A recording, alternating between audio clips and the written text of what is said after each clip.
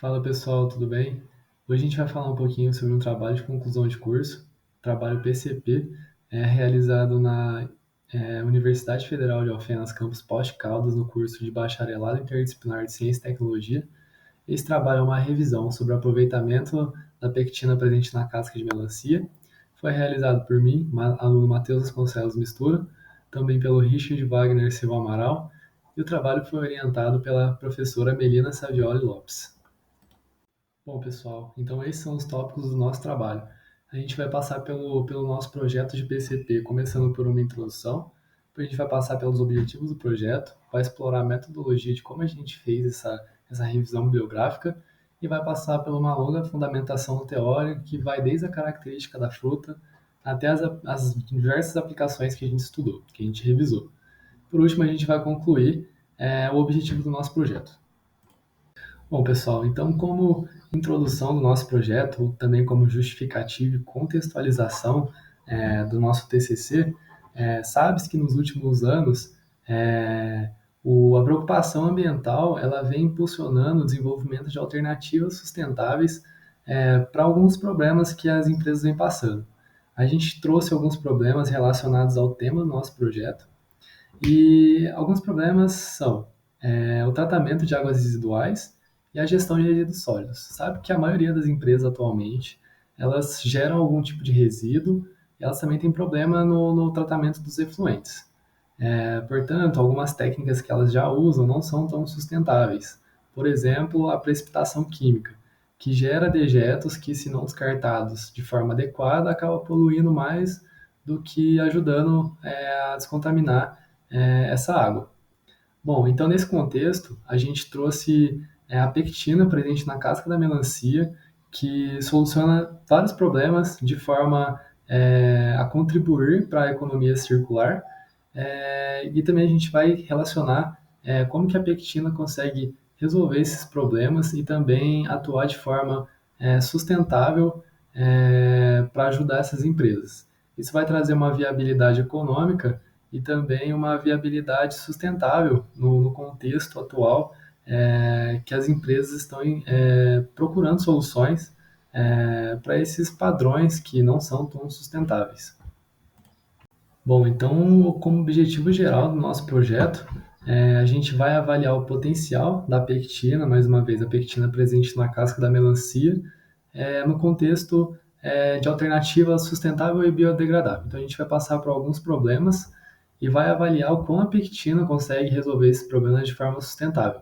Com isso, a gente vai explorar todas as aplicações, aplicações essas de tratamento de efluentes em indústrias alimentícias e farmacêuticas.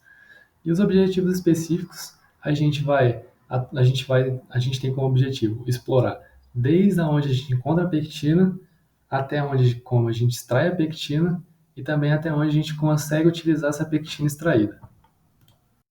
Bom, a metodologia do nosso trabalho partiu a princípio de uma revisão bibliográfica, onde a gente deu foco em utilizar artigos e periódicos que foram encontrados no Google Acadêmico e no portal de periódicos CAPES, e a gente teve foco em encontrar artigos que tinham foco desde a extração até a aplicação da pectina. Bom, a fundamentação teórica é a parte mais importante do nosso trabalho, por se tratar de uma revisão bibliográfica.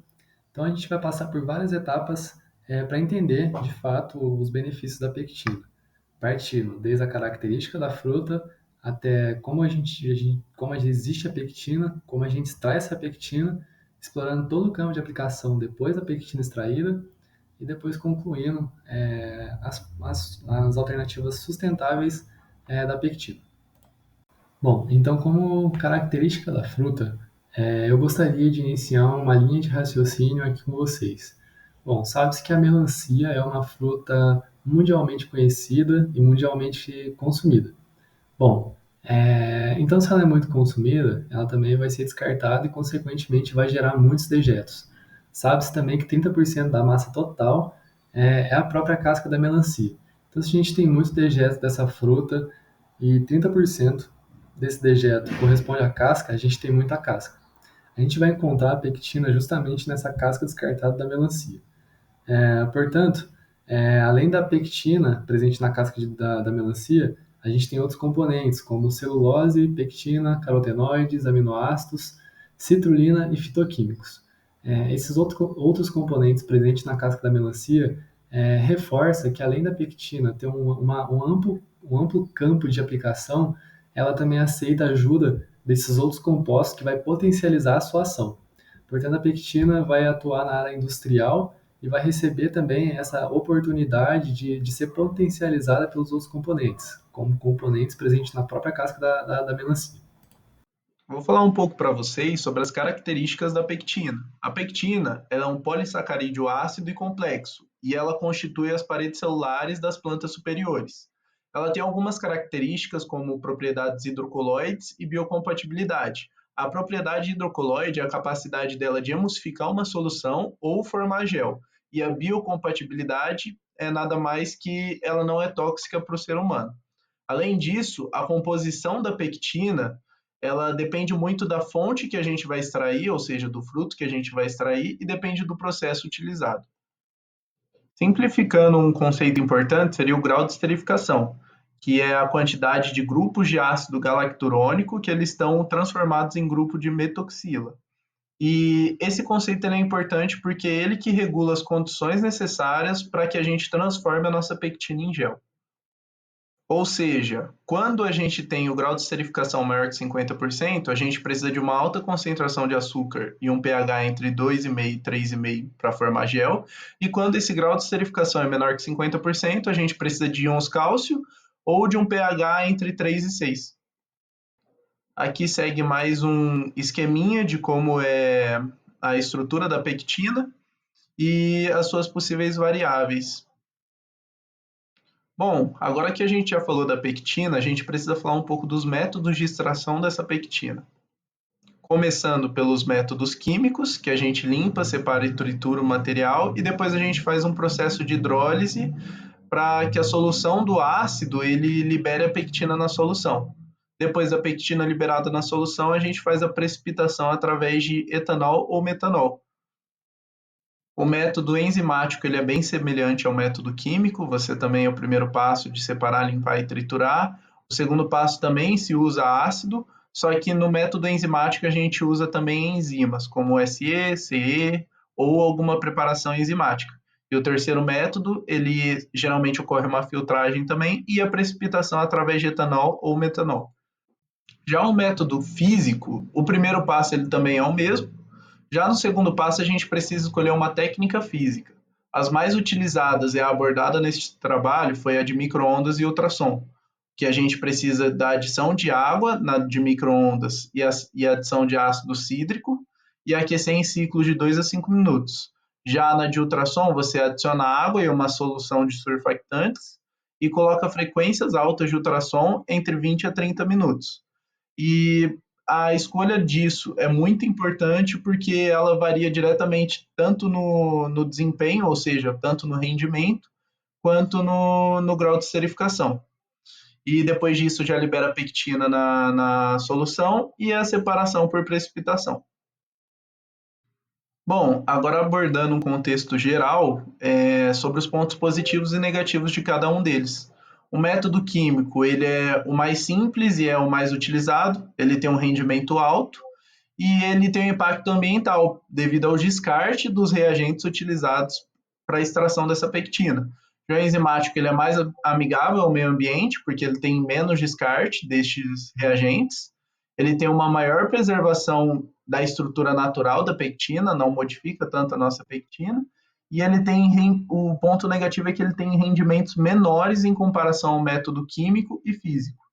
Já o método físico ele usa menos solventes, ou seja, também é ambientalmente amigável.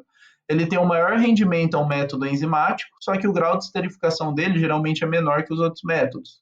Então, dependendo da aplicação que a gente vai dar para a pectina, a gente vai escolher um método. Ainda não tem um método que é o melhor por enquanto.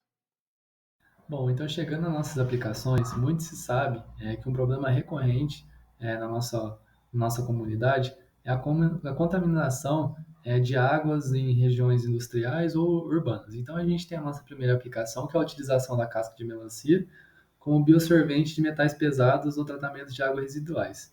Então, a casca da melancia, ela vai ter algumas vantagens como alto custo, alta eficiência, é fácil você reutilizar e você não precisa de nenhum nutriente para fazer esse processo.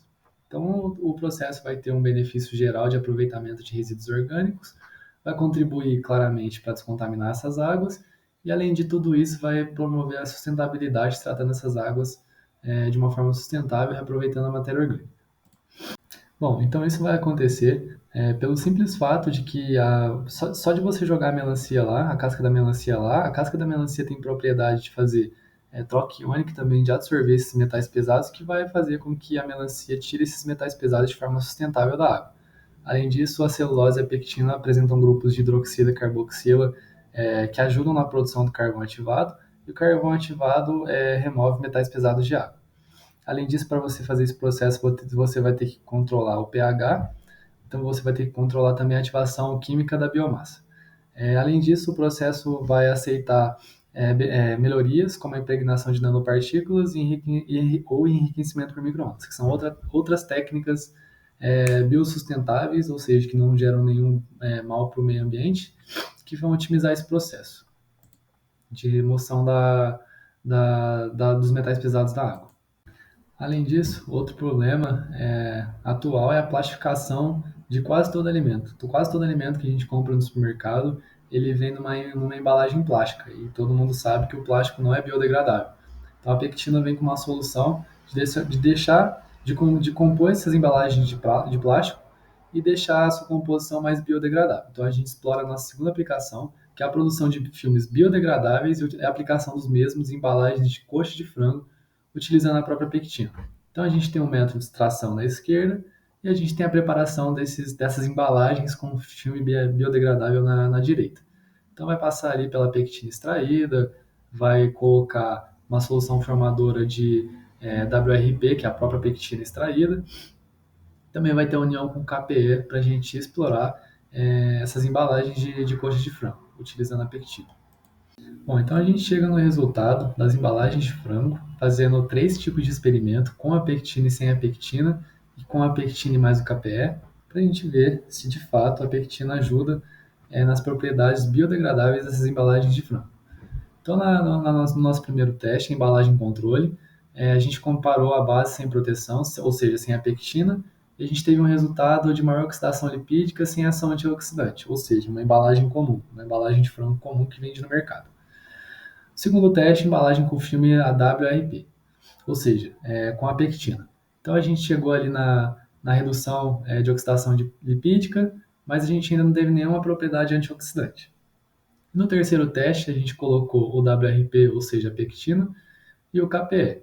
Bom, então aqui a gente teve propriedades antioxidantes significativas, também a gente manteve a redução da oxidação lipídica, a gente fez uma embalagem biodegradável. Além disso, a gente melhorou a própria estrutura do material, aumentando a flexibilidade e permeabilidade a vapor de água e também melhorando o desempenho geral para embalagens ativas. Isso prova que a pectina somada às embalagens reduz o problema de plastificação e contribui para o meio ambiente com embalagens biodegradáveis. Bom, então a gente tem essa terceira aplicação, que é uma mera comparação com a segunda aplicação. Na segunda aplicação, a gente tem uma melhora da embalagem dos alimentos, em específico, a embalagem da coxa de frango. E a gente traz essa terceira aplicação, a utilização da pectina em embalagens e conservação de frutos minimamente processados. Então a gente vai ver aqui não a melhoria da embalagem, mas sim a melhoria do alimento em conservação. Então, se a gente somar a pectina nessa aplicação, a gente vai ter uma redução de perda de água no alimento embalado. Pensar no alimento embalado, ele vai perder menos água. Vai inibir a ação de micro-organismos, portanto, você vai estender a validade dele, um alimento que tem maior validade. Vai atuar como uma barreira de oxidação, então o alimento não vai ficar escuro por causa do escurecimento enzimático e também não vai se degradar muito fácil por causa dos compostos fenólicos. E aí, com tudo isso, a gente vai ter uma consequência de um alimento com melhor aparência, melhor sabor. Que isso tudo vai contribuir mais uma vez para a sustentabilidade, porque ele une uma embalagem boa com um alimento mais conservado. Isso vai atrair muito também o interesse econômico das empresas, porque é um processo simples e barato, e também ajuda na maior conservação e melhor aparência do alimento. Bom, a quarta aplicação, ela se trata da produção de biofilmes como coberturas comestíveis a partir da pectina extraída. Bom, neste estudo, eles usaram um método de extração físico, que foi utilizada a técnica de microondas mais HCl. Nessa extração da melancia teve um rendimento de 2,68%, que foi um rendimento muito baixo, porque o esperado era de 15%. O grau de esterificação encontrado era de 54,65%. Como funcionou essa cobertura comestível? Primeiro foi feita uma solução e depois foi feito o processo de imersão dos frutos de tomate cereja nessa solução. Essa solução ela foi feita com água destilada, pectina e glicerol. 2% da solução era pectina, 1,5% da solução era glicerol. Depois dessa solução formada, foram submergidos tomates cerejas em tempos diferentes. No tempo 0, 1, 2, 3, 4 e 5 minutos. O tempo 0 foram os tomates cerejas que não foram imergidos, ou seja, eles ficaram ali para fazer uma comparação com os outros, né? E depois dessa imersão, houve o processo de desidratação para que secasse e ficasse um gel em volta dos tomates cereja. Bom, nesse estudo analisado, eles utilizaram esquema de fatorial duplo. O que seria isso? Eles utilizaram duas variáveis para medir a relevância dessa pectina no tomate cereja. A primeira foi o tempo de imersão e a segunda variável foram os dias de análise. Após essas análises, com os frutos armazenados em incubadoras, que estavam em 10 graus Celsius e 63% de umidade relativa, foi concluído que os frutos que mais se manteram ideais para consumo foram os que foram imergidos durante 4 minutos, os que foram imersos durante 4 minutos, e eles ficaram bons para consumo até o 12º dia. Bom, a quinta e última aplicação estudada foi a pectina da melancia como uma alternativa natural para agentes suspensores. Bom, primeiramente a gente precisa falar o que são suspensões farmacêuticas. São sistemas bifásicos, ou seja, tem sólidos e líquidos, e eles requerem a presença de agentes suspensores para manter a homogeneidade, para que eles fiquem bem dispersos, os sólidos e os líquidos, para que eles não se acumulem. Então, para isso, a gente precisa de um agente suspensor, que seria exatamente o uso da nossa pectina. Bom, o agente suspensor, ele age como uma barreira física e ele não deixa agregação de partículas, ou seja, ele não deixa com que se sedimentem as partículas sólidas. Isso faz com que aumente também a viscosidade da suspensão. Para o mercado farmacêutico, as suspensões ideais são aquelas que têm um comportamento pseudoplástico, que seria esse comportamento pseudoplástico? É que enquanto a viscosidade diminui da nossa solução, a taxa de deformação aumenta. Ou seja, quanto mais a gente deforma a nossa solução, mais fácil fica de deformar, mais a viscosidade diminui. Já introduzido que são suspensões farmacêuticas e que elas precisam de um agente suspensor, a gente vai falar da pectina como um agente suspensor. Bom, neste estudo, o método utilizado da extração foi um método químico, usando uma solução ácida de pH em média 2. E para a produção do nosso agente suspensor, foi realizada uma dissolução da pectina resultante em água destilada, numa temperatura entre 60 a 80 graus Celsius. A concentração da pectina, ela geralmente é utilizada entre 1 a 2%, para fazer um agente suspensor, e nesse experimento que a gente estudou foi utilizado 1,5%. Bom, a pectina ela apresentou baixos níveis de metais tóxicos.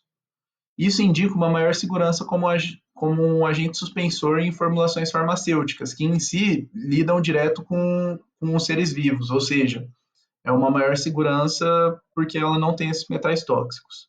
E o pH desse agente suspensor ele se manteve estável. Isso indica que não houve reações químicas que comprometessem o pH, ou seja, não houve tantas reações químicas a ponto de mudar o nosso pH.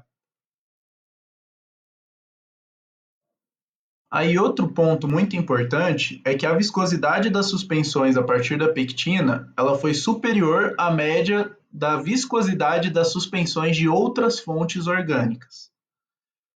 E o que isso implica? As suspensões mais viscosas, elas são desejáveis para esse mercado porque elas apresentam uma taxa de sedimentação mais lenta. E isso aumenta a vida útil do produto, ou seja, a validade da nossa suspensão farmacêutica.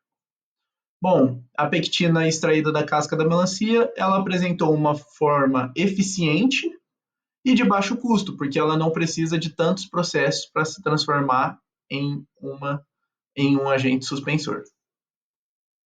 Bom, com tudo isso a gente conclui o nosso projeto de PCP aqui na Unifal, falando um pouco da pectina presente na casca da melancia, e a gente conclui que a utilização da pectina é uma solução ambientalmente saudável e também vai servir para substituir esses materiais sintéticos que não são biodegradáveis, muitas vezes utilizados nas empresas hoje.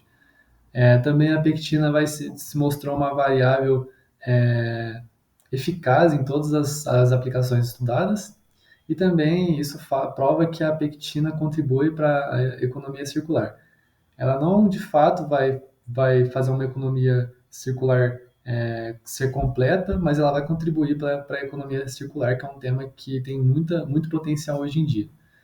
Além disso, a pectina vai ser uma alternativa sustentável para esses resíduos agrícolas e vai ajudar as empresas a tratar esses problemas atuais de uma forma diferente, de uma forma sustentável, contribuindo para a economia circular.